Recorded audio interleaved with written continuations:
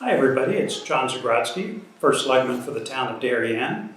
Today we're going to talk about pickleball. And the reason we're talking about pickleball is that it is enormously popular, and we've had a number of calls from folks who either want to learn how to play pickleball or just are looking for pickleball court capacity. So let's talk about that. So pickleball, it really got started in the 1960s, and it was invented by some families, I think out in Seattle, and they had some extra badminton equipment and some bored kids, and they were trying to entertain them, and so they figured out a little game to play with that, and that really was the origin of what created pickleball today. Somebody told me that it's a cross between tennis and ping pong, and so you combine those two and you get pickleball. It is enormously popular across the United States right now. It's played with a different kind of racket and a ball that's kind of like a wiffle ball, not so big like a tennis ball, but just a very, very light wiffle ball type ball that you play it with. So their sports organization called USA Pickleball, they said that just in 2022, they were adding something like 130 new locations to play pickleball in the United States every month. They need about 25,000 courts across the country to keep up with demand. And they said that something like 36 million people in the United States are playing pickleball, and that's up something like 150% just over the prior year. So bottom line, this is a hugely popular sport. It's something that older people can play, which is good news for people like me, but it's terrific and certainly is very popular. So how do the courts work? A pickleball court is much smaller than courts on one tennis court. They're that small, and they're about the size of a paddle court tennis, if you've played that. But that compact size allows for just much easier play, certainly in my case, less ball chasing, so that's a positive thing. What about pickleball courts around here? So the town of Darien actually only has 4 outdoor pickleball courts. They are over at Cherry Lawn, so let's do a quick field trip and let's take a look. Okay, here we are at Cherry Lawn, and we're going to take a look at the pickleball courts that we have set up. The weather is not great today, but it gave me an excuse to wear my exceptionally cool hat, which I think you all agree is very cool. But as I said, these 4 pickleball courts were built on a single older tennis court, and you can see where the middle fence is. That's where the regular tennis net would be, and you can see we have 1, 2, 3, 4 pickleball courts here.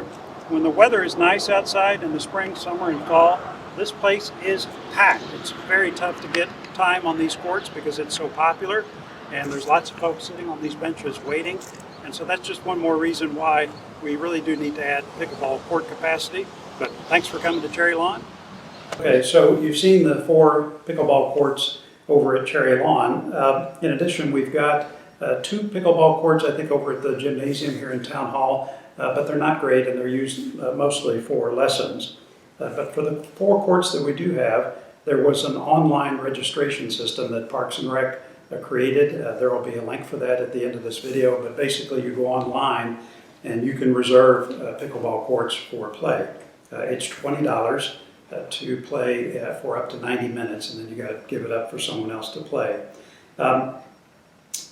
Outside of Darien, on the courts that I mentioned, other places that you could play, the YMCA over on the Post Road, they have courts. Obviously, you need to be a member, though, there to play.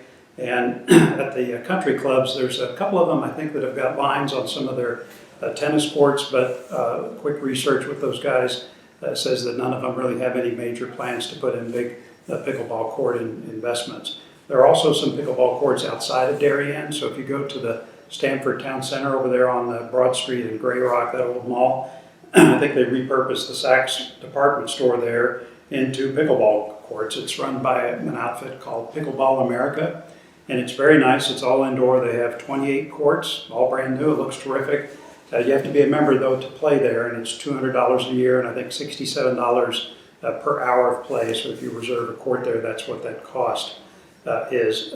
Norwalk is also building some courts. They've added some to the Rowan Elementary School site, and they've put 8 or 9 courts at the Ludlow Park area and at their senior center. So both towns are trying to build pickleball court capacity, but a lot of what's being put in is expensive. You got to pay for it. One thing's for sure, it is popular in Darien.